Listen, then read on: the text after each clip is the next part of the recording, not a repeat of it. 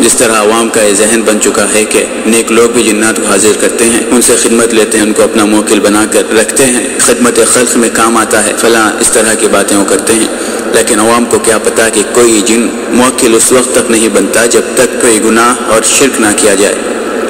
منتروں میں ایسے الفاظ پڑھنے پڑتے ہیں جنات کو موکل بنانے کے لیے جو اسلام کے منافی ہے، اسلام کے مخالف ہوتے ہیں۔ وہ الفاظ کتاب و سنت کے مخالف ہوتے ہیں، دین دشمن الفاظ ہوتے ہیں، مگر ان کو پڑھ کر مسلمان جنات کو موکل بناتا ہے۔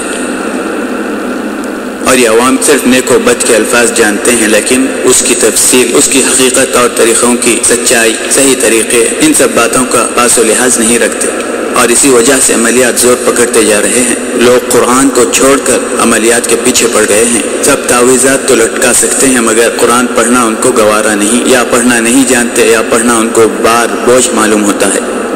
وہ اس لیے کہ عادت نہیں ہے، یا پھر وہ ماحول سے دور رہے ہیں، یا پھر تعلیم و تربیت میں نقص ہے۔ قرآن سے ان کو نہیں جوڑا گیا، تعویذات سے، پلیتوں سے، گنڈوں سے، چلوں سے ان کو جوڑا گیا۔ ان کو قرآن کی تعلیم نہیں دی گئی، وہ حافظ نہ صحیح، لیکن قرآن تو دیکھ کر پڑھ سکتے ہیں۔ ان کو اس بات کی بھی تعلیم نہ دی گئی، تعویذ گنڈے ڈالنا، لٹکانا، جلانا، پلیتے، دھوئیں لینا، یہ سب ان کو سکھا دیا گیا، لہٰذا وہ اس کے قائل ہیں، اس کے عادی ہیں اور قرآن سے دور ہیں۔ یہی وجہ ہے جو عملیات رواج پکڑتے جا رہے ہیں۔